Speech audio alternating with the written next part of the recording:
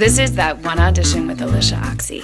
I love doing research on other people's journeys, and you and I have a similar start to a journey. And I'm curious if acting was always the thing or modeling was, because when I was little and I wanted to act, and I'm from Kentucky, you're also from like a small town. My mom didn't know what to do with me, so she put me into modeling, and I was like, no, I don't want to model. Like, I want to be on camera. So I'm curious your transition, if modeling kind of just fell in, or it kind of did. Yeah, it kind of did. Well, because at that time in school, acting was still a part of the arts. Mm-hmm. Like you could still do performing arts and stuff like that. And I actually started as a dancer. And my first love was ballet. I wanted to be a prima ballerina. And I blew my hip when I was 17. And so everything changed. And I had to sort of just pivot and figure out what was next. Before that happened, I kind of fell into the modeling thing. And I had an opportunity to start traveling overseas and pursue that.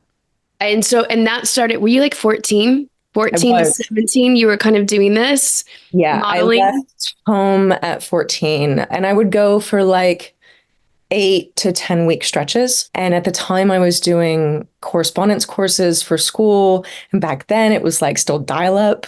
Right. Right. So I would go down to like the payphone to dial up to get on the internet to try to like get some of my assignments and stuff. And after a certain point, it was like, this is crazy. Like I just can't keep up with it. So I ended up revisiting that later once I was an adult. But yeah, the modeling, I sort of fell into it. And then when I was 17, 18, I was like, this isn't what I want to be doing. It's not feeding me. And it was really, back then it was a really toxic environment. Mm-hmm. Mm-hmm. So I was like, I think I want to act and I want to give that a shot and see how it goes. Because I really fell in love with it in high school. So then did you come out to LA right away, or was there a job that brought you to LA? So I came to LA. I filmed like an experimental thing back home and met some people that lived in Los Angeles. And so I forged those relationships and had offers to like couch hop. So I was like, all right, let me go for 2 weeks and just kind of see if I can get my feet on the ground. Yeah. Yeah. Which is totally unrealistic because 2 weeks, you can't really get anything done. I mean, it might be great if you can like get a coffee with an agent or a manager, but also teenage years, like I'm so curious because a lot of parents listen to this as well. When you landed here and you're couch surfing, how are you able to get meetings? How did you get your meetings? So my modeling manager at the time had set up a couple of agent meetings, and then I wasn't having much luck there. So I went down to Central Casting and I signed up to do background work. Started in background as well. Yeah. Okay. Oh, and I did. It's funny enough, I ended up working as a stand-in for Kyler Lee. And then years later, we did a show together. That's incredible. Like full circle moment. Full circle moment.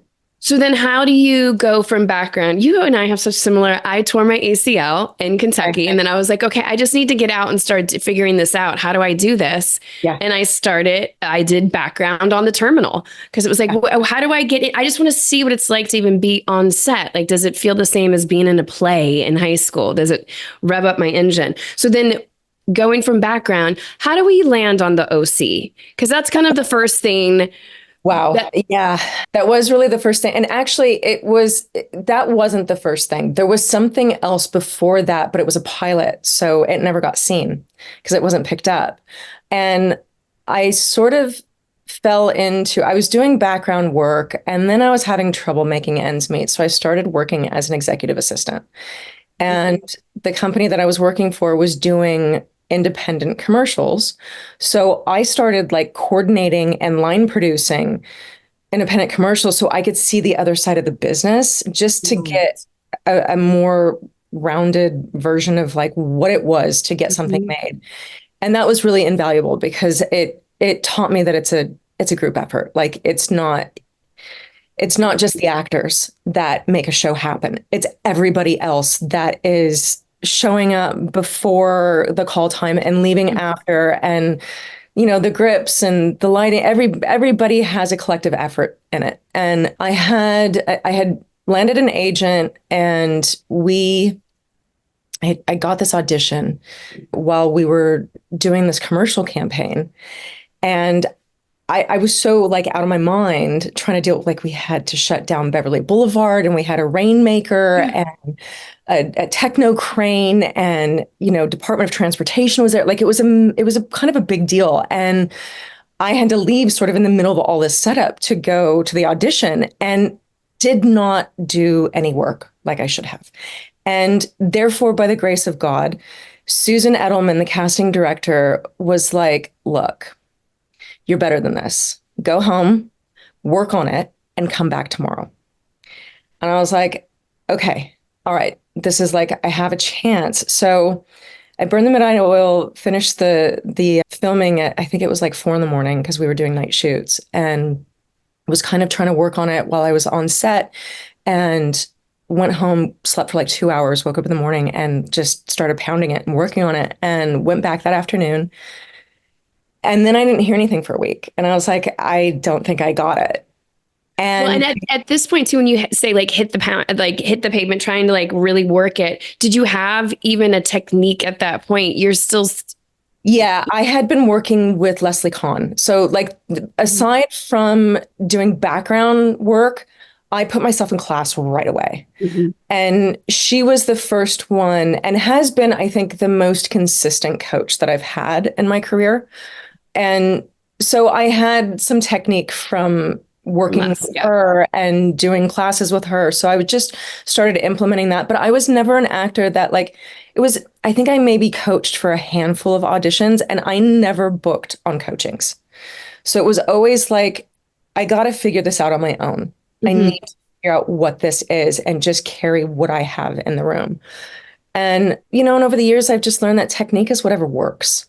Absolutely. And I feel like it's different for everyone. And I'm going to ask this question later. And it is different for every audition, every character.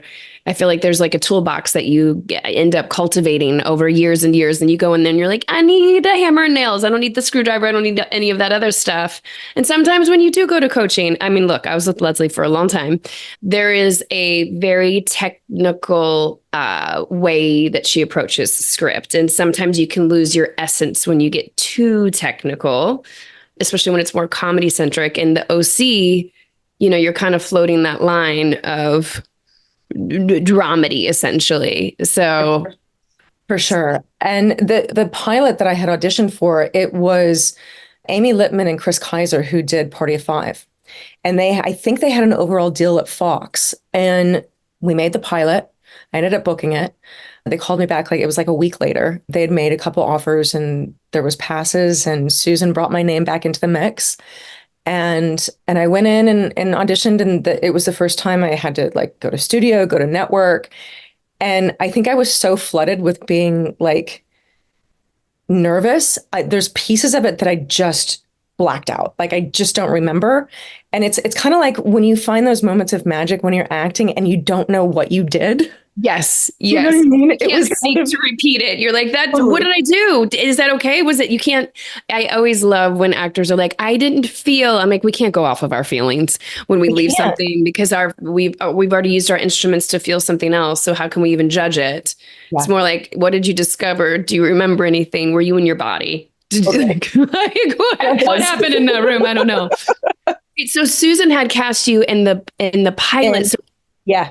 So even more reason why when you went in for the OC, she was like your best. So she knew your work. She did. Well, and that was the thing is, so after the pilot, which Rebecca De Mornay played my mom, and Jordi Villasuso played my love interest. And it was very Party of Five-esque, but mm-hmm. Fox was sort of moving away from that and like getting a little bit more edgy with their content. And OC happened to be filming during the same pilot season. So our pilot didn't get picked up, but Fox really liked me. Warner Brothers really liked me. And I got signed to a holding deal, which I don't even know if they do these anymore. Not as much anymore. Not in the last few years. They've kind of like died away. Because when I saw that on your bio, I was like, what a stroke of just, I don't want to call it luck, but like it puts you into a smaller pool of selection, right? So you just get options of things quicker. You do, but it's also exclusive. You're exclusive to that network, and it's only what they're producing, right? So with the OC, it actually wasn't under the holding deal because it was a Warner Brothers show, but Fox was airing it. So, Ooh. but I ended up making fans over at Fox from doing this audition. And then they were sort of talking to me about what I wanted to do. And then North Shore came up. And North Shore was actually to fulfill my holding deal contract. Oh, wow. Okay. So interesting that here comes the pilot. The pilot doesn't go. The OC comes in. You go I back was a and guest on the OC. Like I went. you were a reoccurring guest, right? You I did was about 6, 7 episodes. Yeah, and I think they came in halfway through their first season. It Yep. was like it was for the back nine. And through that summer, I had auditioned for a few different things that were sort of Fox shows, but we were not really finding the thing that was clicking. And then when North Shore came along, I don't know for sure, but I think I replaced someone because the role was already cast and they ended up refilming some of the pilot and restructuring some of it once it was picked up to series. And then it was just a matter of like how to juggle the OC and North Shore. But the OC came first, obviously. Like, and I was filming that. I stuck with them to the end of their first season, and then North Shore came along that spring. And then you only had a few more episodes basically to conclude the OC. Well, they wanted to bring me back, I think, as a more like they were going to flush out, I think, the Jimmy Haley storyline. But because I was in Hawaii, it became almost impossible to thread the needle of scheduling and to get me back to LA to film the OC. And because Fox held precedent on the contract, that was where my obligation lied. So, yeah, I mean, things could have been a lot different, but that was sort of how it unfolded for me. And then how long was the holding deal? Once you get on the North Shore, does the holding deal expire while you're on that, or do they continue to re-up it since you're on the show? They didn't re-up it. I think previous to that year, there were actors that they may have done, re-upping their contracts. For mine, my obligation was like the upfront payment. Once the upfront payment was cleared with them, like, it was essentially like they pay you to hold you. And then I think it was like the first 3 or 4 episodes, I basically didn't get paid because I was paid in advance. Right. Exactly. So once that was met, then the contract was over, but I was now under contract for the show. So it was sort of like a win-win. Like they didn't have me under contract, but now I was a series regular. Yes. And I started out as a guest, and then they brought me in as a regular on, I think, the 3rd episode. I mean, to start a career, it kind of feels like you kind of hit the pavement going, because then from that point forward, you don't necessarily stop working. Not until my 30s, really. Well, okay. So that was going to be my question. I think so many actors, you either get that luck right at the beginning and you ride this wave. So you think that's just how this business goes, right? Like I audition for it, I get it, or I just get something before I'm even done with the next thing. I'm really curious if you'd be willing to talk about it, going from North Shore. The Mentalist is next. That's a few years after North Shore. It's actually after North Shore, I did Reunion, which was also a Fox show. It's also Fox for a hot minute, right? Yeah, and that was short-lived. I think we only did 6. Yeah, that's what I saw. I felt like it was really short-lived. I mean, it was high concept, but we just weren't pulling the numbers that they required back then. And what's tricky, like it's crazy now, like you hear about shows that have 5 million viewers now and they're huge hits. Mm-hmm. And back then, if you didn't hit 20 million viewers, you were in trouble. Yeah, big time. So like the landscape has changed so drastically from when I first entered it. And even then, when I was entering, things were shifting. I don't think as drastically as things have shifted during the streaming that which to me is like very reminiscent of Napster and the music industry. Oh, completely. It's a complete parallel if you can see yeah, I have so many friends that are in the music industry and watching us go down. They're like, yeah, good luck. It's going to go in a totally different direction. It's no longer art that is being paid for. It's just being siphoned off. Okay. So I would love to know how the Mentalist came to be. Did you have to go through the same testing process? Yes. And I've only had a very few roles in my career that were straight offers. So most, I would say like 90% of the work that I've done came through auditioning. And with The Mentalist, God, it's so funny because even with Reunion, like I thought I blew it. I thought I totally blew it. And I was like, oh my God, they're never going to call me. And like with Reunion, yeah, what do you think you blew it? Because I think it's interesting to be on a show for a long time. It's a different muscle, right? You're like working, and then you're back out auditioning. Why would you? Yeah, what was the process of like you blew it? With Reunion, like the initial auditions, I felt really good about. Like, and I went in dressed in the '80s garb and did like, the leg warmers and the white pumps and all that stuff, and like the big hair. Like I looked the part, and then it got to the network and we were goofing off so hard in the waiting room. Like we were playing music and just being silly. And when they called my name, I was totally out of breath because I was like basically doing jumping jacks in the stupid like I was like, oh my gosh, what was I thinking? Like, what was I thinking? I wasn't thinking. But the test was with Dave Annable. Mm-hmm. So he and I were doing a chemistry test. And when we walked in, like, I just started making jokes about it. And I think it sort of lightened the room, but also because I felt like I wasn't like sitting there with my sides.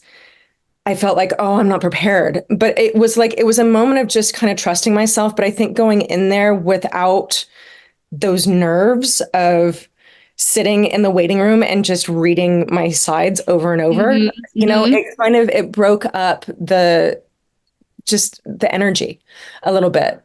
In the control of like thinking as an actor, oh, I know exactly how this is going to go. So totally. I'm going to do da, da, da, da, da, da, da. I love that you're like out there playing and then you go in and you're like, wait, I don't know what I just what happened. And talk about like not knowing what I did. I remember like making a joke about being out of breath and they laughed and it was like, okay, let's go. And then it was like, I mean, I'm really thankful that Dave was there in the room with me because we were able to play off of each other with that. And I remember walking back to the parking garage with Alexa afterwards. And she was like, I'll see you on set. And I was like, I don't know, we'll see. Like, but she was like, and it was funny. And we were the one, I mean, all of us that were testing that day, I think for the exception of one person, ended up on the show. Isn't that interesting? And did you take that in with you to the next couple of tests? Was there any other tests before The Mentalist? So let's see. I did 5. Yes, I had a couple of failed pilots. I did Marlowe with Jason O'Mara, who's just a wonderful actor. And he was really lovely to work with, and that it didn't go anywhere. Again, it was high concept. It was very noir, and TV wasn't really ready for it at that time. And then I want to say I did Kville. Yeah, I can look. But that was not a pilot. I was a guest on that. Okay. And then The Mentalist in 2008. Which was very sought after at that time. So that's like, and that was the thing. I was like, oh, I don't know. Like, it's not like I was kind of on the fence about it initially. And we were coming out of the writer's strike. Exactly. Mm-hmm.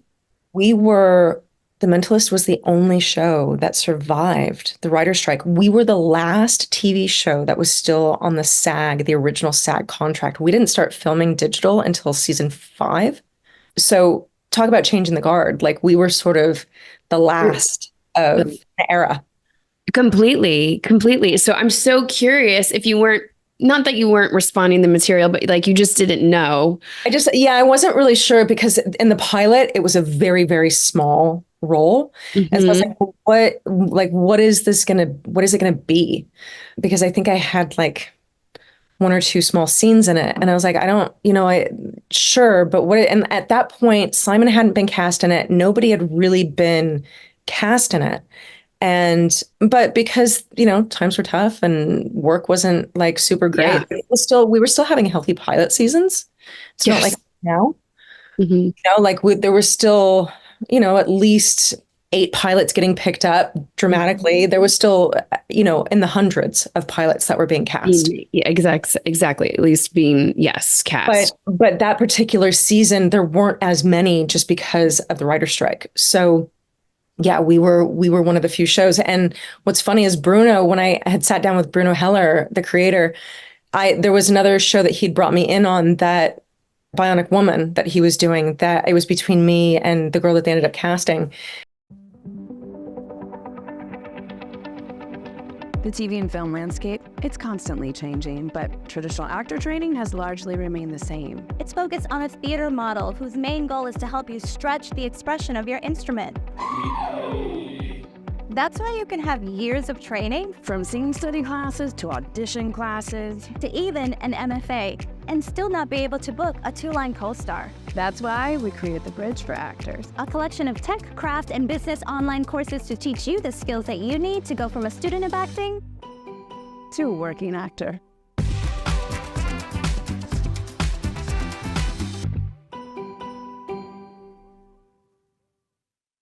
And I had dyed my hair and all this stuff, but like he was like, I really wanted to find something to work with you on. But he had pitched like 10 different things to CBS. And it was the last pitch that he pitched to them, The Mentalist. And he was also sort of like, well, okay.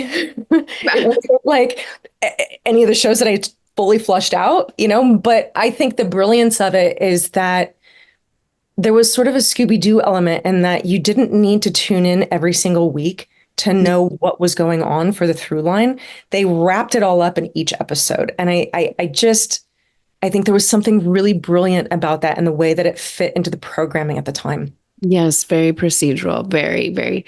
I'm curious from a business standpoint, and as an actor, having the stability and getting on a show is something that we're reaching for. And at that time too, it was different. Television and film kind of had different landmarks. Now they're kind of much more merged.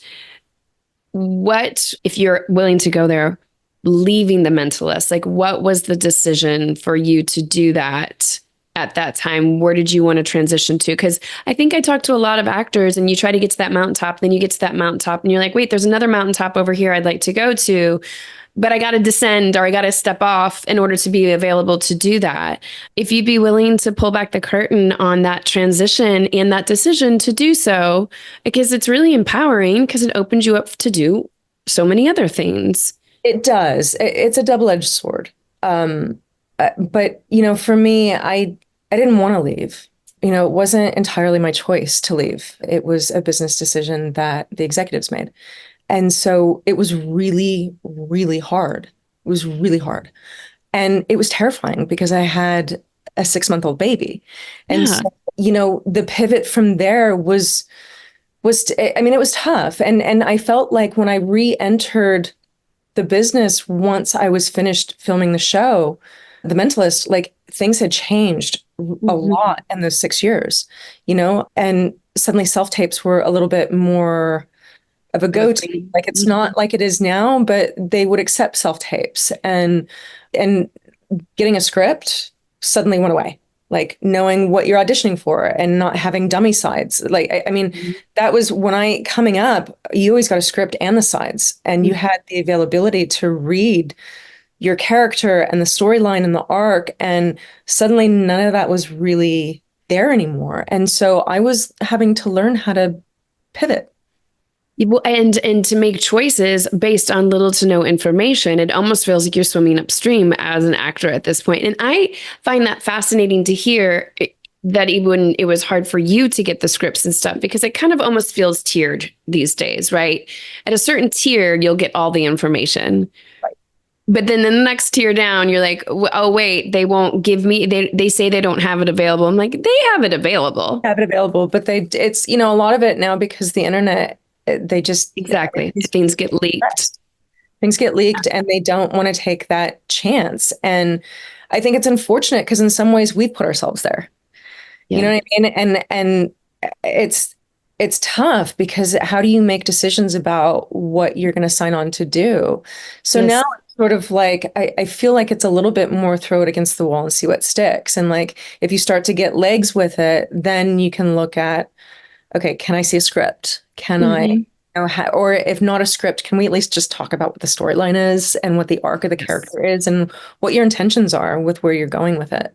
Which we used to be able to do when we would go in the room. Used to be able to ask these questions, right? Used to be able to be like, wait, so can I just, where are we going here? Am I off base or am I close to base? Like what's happening? Now there's a little bit of, not that you can't seek out that information. But it's not as readily available. And I think for me, it's been tricky with the self-taping because I always did really well in the room. That's how I booked.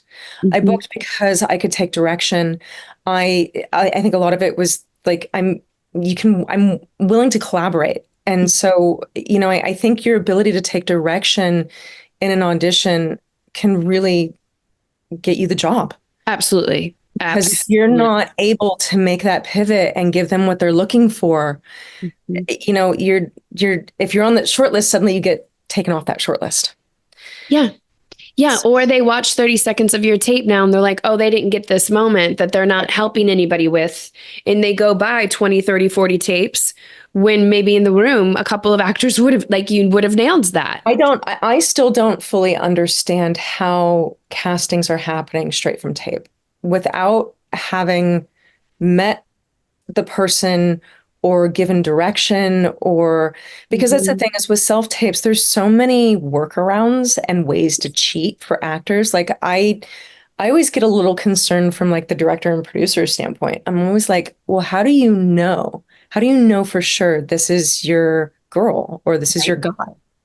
Yeah. That's what I've talked to a bunch of casting directors to kind of ask that same question. And now, obviously it's always been a visual medium. You could walk in the door and they'd be like, oh, she's too tall. Nope, we wanted this, whatever. But you might be able to change their minds with your audition. Whereas now they're just looking at you and they might just move on before they get to that minute in the scene where they're like, oh my gosh, Amanda, she did this thing that I didn't see. But in the tape, they might not get to that point. That's why I feel like now same with going in a room. They know in the first 10 seconds if they want to continue this conversation or not. Right. Yes. The essence that you walk in with, it's the presence that you walk in with that shifts the energy of a room. So I don't know. Look, I'm no expert at it because I still haven't figured out the algorithm of self-tapes, but I feel like it's the first 10 to 20 seconds. I agree. You got to grab them. You have to grab your casting director in the first 10 to 20 seconds. And if you don't, they're moving on because now the difference is without going into the room, they're seeing a lot more people than they used to. It was a lot more selective when you were going into the room. And now there's a lot, they get inundated with tapes. So if you don't catch them right away, they're going to move on. They're on to the next, or they're taking a bite of lunch. They're over here. They come back. It's also, I feel like the climate that we're in, because the audience has kind of fallen out. People are looking at social media and their phones for entertainment. They're not tuning in as much to scripted television or, even the movies. It's like, it's so disheartening to go to the movies and see a theater empty. Like it breaks my heart because the energy that comes from watching a film with an audience, you can't compare that. You can't get that in your living room. I couldn't agree with you more. And also because we're in this binge cycle, right? Like people don't go week to week. They're on their phones watching television now. So even some of the stories, I would say more on prime time than not, but like some of the stories are a little bit more diluted. Cable and streaming, great stories. Great. Yeah. But then that's all binging, right? So I'm going to sit down and watch the show for 6 hours and then I'm done. Right. So it's obviously what we were striking for, right? For us to understand what the numbers are. Everything has changed so drastically. And that's why I was excited to talk to you because I think I'm curious how you've pivoted. Like you started work as a teenager, then working through your 20s, then working through your 30s, and now working into the next decade. So in all of these decades that have come together, like what has been like that one audition for you? Is there that one? You know, it's interesting because I've been thinking about this, knowing that we were going to speak, and I feel like every audition that I booked was that one audition. That's why I was kind of yeah. You know what I mean? Like I do. because each audition that I booked has been it's been a stepping stone and helped me leapfrog to the next. And and and the auditioning process is ever changing. Mm-hmm. So, you know, I still have those insecurities as an actor going, where's my next job going to come from? You know, like, I mean, I think we all deal with that. And I think especially with how things are going now and with, you know, the pandemic and the strike and things have just shifted not only in the industry, but the world and what people want to see. Yeah, I couldn't agree with you more. It's hard to not get sucked into a negative narrative around it and stay positive. So I'm curious with around your 30s, as you said, where you felt like a lull, or if the first time that you were like, oh, yeah, the next job didn't just fall down right here. What has been your mental process? Because you know, now you're starring in a big budgeted blockbuster. If I was to tell you that in that lull, you'd be like, well, I mean, that's really far away, right? So how do we deal with the valleys? Like, how do you specifically deal with the valleys, or what do you put your attention towards so that when you get an opportunity, it's not crushed by that negative narrative, right, and your instrument's open? Completely. I have had to do a lot of self-work. And I think, you know, in my 20s, I could sort of get away with venting and using characters as it was like it was a different relationship to certain characters, and I think also the age of the characters that I was playing. And now, you know, I'm older and I'm more mature, and so with that comes more mature roles. And you know, I felt like, I think especially during the pandemic, I was really feeding that negative narrative. Mm-hmm. And I recognized how much it was a detriment to just my day to day, not only my acting, but day to day. And as actors, our instruments are our emotions, and being able to tap into them. And walking around angry and negative all day was not going to avail me that openness to still be able to tap into myself. And I think recognizing my own growth helps to translate into characters that now come down the pike for auditions. Like I've been doing the work on myself. And so I find an in a little bit differently than I used to. It's not just the subtext. It's not just this, yes, there's a lot more layers. Yeah, it's my connection to not only myself, but to the subtext of the character and how I can attach myself to that. And then I have a little bit more freedom, I feel like, in my acting. Really? Oh, good. Okay. Then I want to talk about this because you know, Reagan, right? You're playing Reagan's mother. It's a real character. Yeah. When this came down the pipeline, then I would love to, was it a self-tape? This was an offer. And it was like, I was floored. I was floored when they called me for it because it was really out of the blue. And I was like, I don't know anybody that's working on this. I was going to say, I couldn't find any thread. So I was like, oh, she probably made a self-tape for this and was chosen. She looks great. It looks the part. She's had a great history.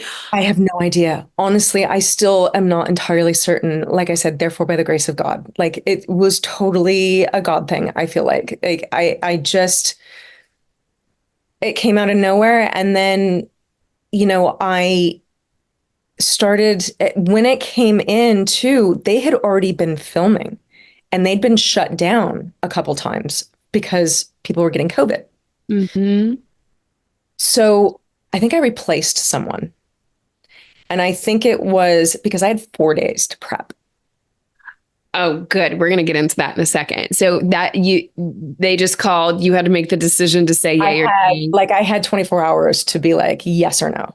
it was like a quick turnaround because it was like, look, you got to get on a plane Monday. So I didn't like, look, I was born during the Reagan administration. Yeah. And I was like, okay, I need to do some like crash course research to see if I can even pull this off because I don't want to do the film a disservice. So I started like researching her and there wasn't a whole lot. Even I tried to do some research because I was like, do they look a lot alike? Where did this come from? Like There's one photograph and from the 20s. And one thing with the makeup, her eyebrows were a lot thicker and closer together. And like her face was slightly different with structure. So with makeup, I tried to I brought that picture and I was like, look, make my eyebrows look like this because she doesn't have archy eyebrows like I do. And that I'm like, I still tweeze my eyebrows. I'm stuck in the 90s, I guess. But we worked through that and the costuming and the wigs. And, it was really, in some ways, it would bounce back and forth between from the outside in and then the inside out. And then trying on the clothes and knowing that she was very devout Christian, which was going to inform her clothing. And also, like, she came from like incredible hardships. Like, they came from very, very humble beginnings. And I didn't know that his dad was an alcoholic. And because of that, there was like a lot of economic disadvantage for them and they were moving a lot. So, and she picked up the slack.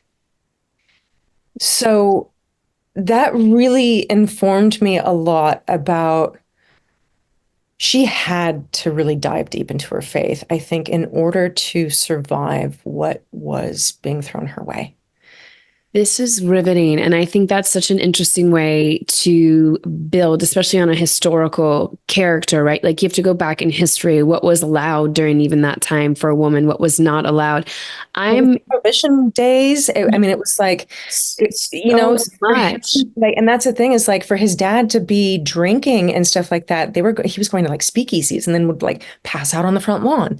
And, meanwhile, they don't have running water. So she was dragging buckets of water up 4 flights of stairs to their dinky little apartment. Like there was little tidbits that I was able to just find about her, either from Reagan or God and Ronald Reagan, which was a biography about him, has a lot about his faith, how his mother helped shape that. And there were a lot of interviews about from the community that went to church with them that helped give me a little bit of insight about who she was. And she put everybody before herself. What an interesting way into character, which I love so much. Here's part of the process that I think not a lot of actors talk about. There's the audition, which when you're selected, you know that they like what you did, right? So they're like, okay, we're buying that. We want you to do that. So when you get on set first day, you know what you need to do. Yeah. And I've been talking about this a fair amount on the show as well. When you get the offer, I've been working for 20 years. I've watched people, number ones on the call sheet, have the offer. And on day one, it's kind of like your audition and you're trying to figure it out with the director. And I've seen it go real well and I've seen it not go so well. And then, it kind of dismantles. Yeah. How did you approach if you like that first day, you've done all this research in 4 days, how did you collaborate with Sean, or how do you, when you have had those handful of times that you've been offered, how does first day go? How do you attack it? So with my first day, yes, I did actually a lot of speaking on the phone with Sean. I sort of went through what his version and vision of it was for that specific period, because my character was in the 20s and 30s and it spans his whole life. So like I didn't work with Dennis. I get to hang out with him on press and stuff now, but we never actually worked together. And so there was a lot of conversations with Sean, but I was like, look, I need to connect with whoever's playing Jack Reagan, the father. I need to connect with him and I need to connect with the boy, just so that our first meeting is not on set. And we Mm. can talk about it and we can run it if we want, but let's just talk initially about what it is that we're doing. And with Justin, who plays Jack Reagan, that was what we did. We sat down, we got a coffee, and we just started spitballing about, well, what might it have been like? I mean, it was Prohibition era. Like, what was Jack into? You know, why were they running out of money so much? Was it really just the drinking? And like, so these were all backstory things that was never going to be seen on camera, but it helped for us to build the relationship between the two of them. And then Sean brilliantly allowed us to have a scene of improv, of them fighting, because they needed to have, it was scripted that, you know, they have a push in on young Reagan and he hears the parents fighting. And what was really great about that, I think for me, is it helped me ground in her struggle a little bit more, because everybody's going to have struggle, whether you believe in God or not. Like, everybody's going to wrestle through struggles in life. No matter what her struggles were, she always found the silver lining. And that's what she always taught her children. And it was like, she wouldn't let that drag her down.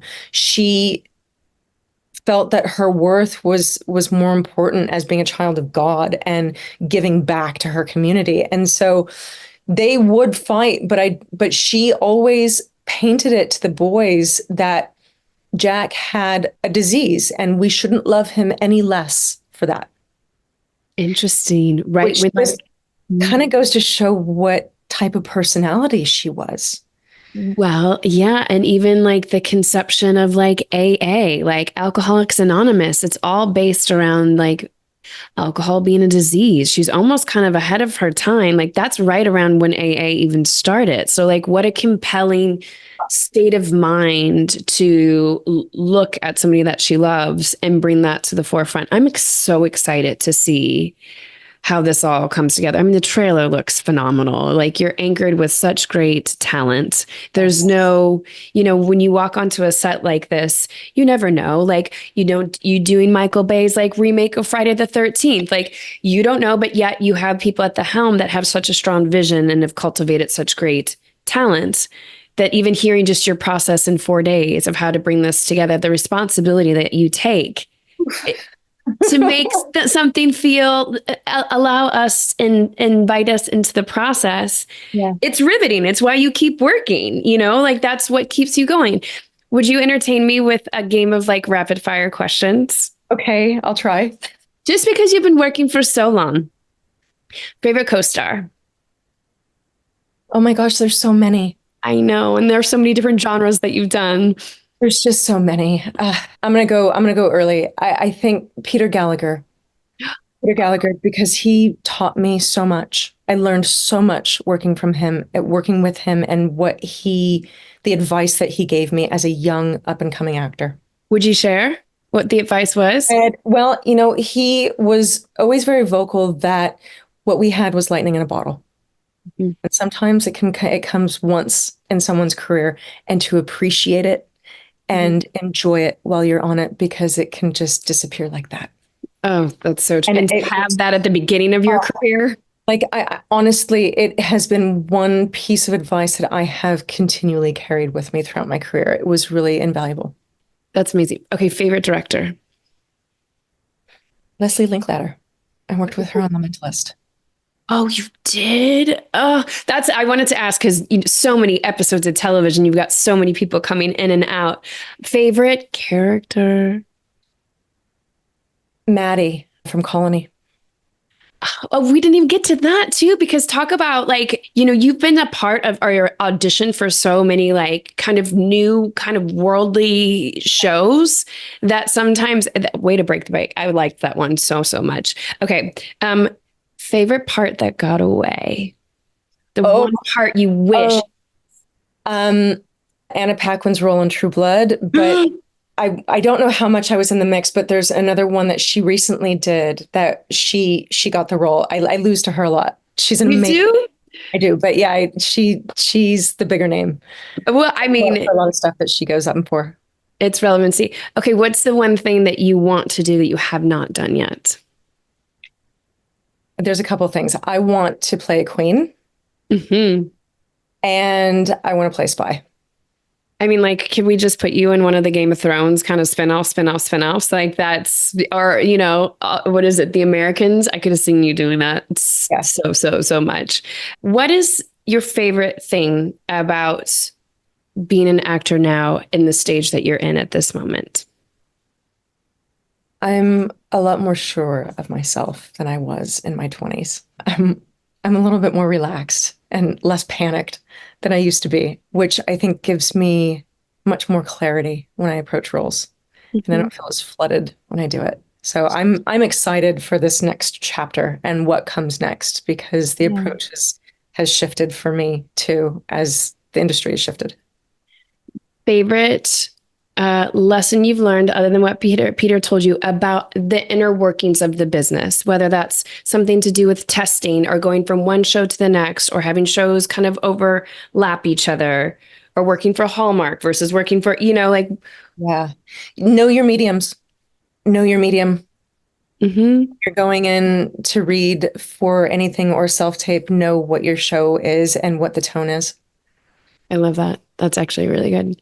And then the final one, if you could go back to that place in your 30s, and I want to go back to early teenage years, because you kind of like it was flying. Yeah. What do you wish you could have known during that time to get you to this piece to where you are now? How do you recover as an actor? That's a better question. How do you recover as an actor when you don't get the role, when it goes to Anna Paquin, when it's like, when we're in our valley moments? Yeah, the valley moments. I think it's important that if you love what you do, that you believe in what you're doing. And if you lose that belief, I think you sort of start to lose your step and your ground in the business. And, the pendulum always swings back. Yeah. It's just a matter of sticking with it. And if you love it enough, you'll find a way. Okay, last question. First, other than reading a script, when you get an audition, even though they're self-tapes now, what is one or two tangible things that you do? What are a couple of those tools that you pull out of the toolbox to do your script analysis for your auditions?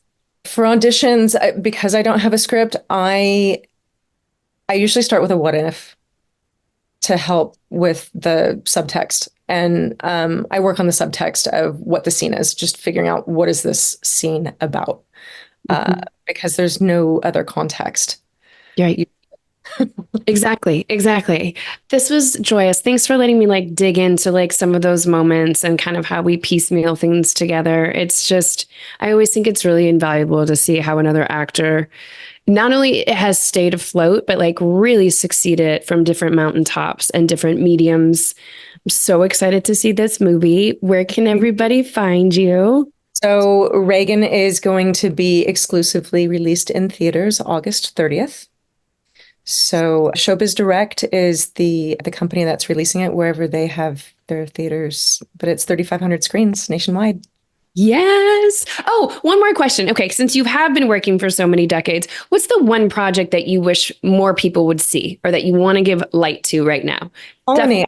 I really wish more people had seen Colony. I really loved that show. I thought it had such great potential. It did. It truly did. Again, high concept, right? And I feel like it'd be a show that they could revive now, and it would be Totally. Look how many shows are based basically upon that. Yeah. I know. It was a joy talking to you, Amanda. Where can everybody follow along with you? Are you on socials? I am. I'm on social media. My Instagram is Amanda.Righetti, the one with the blue check. I've got X. I don't use it as much. Instagram is my biggest one. Instagram's the jam. Thank you. Thank you. I appreciate it.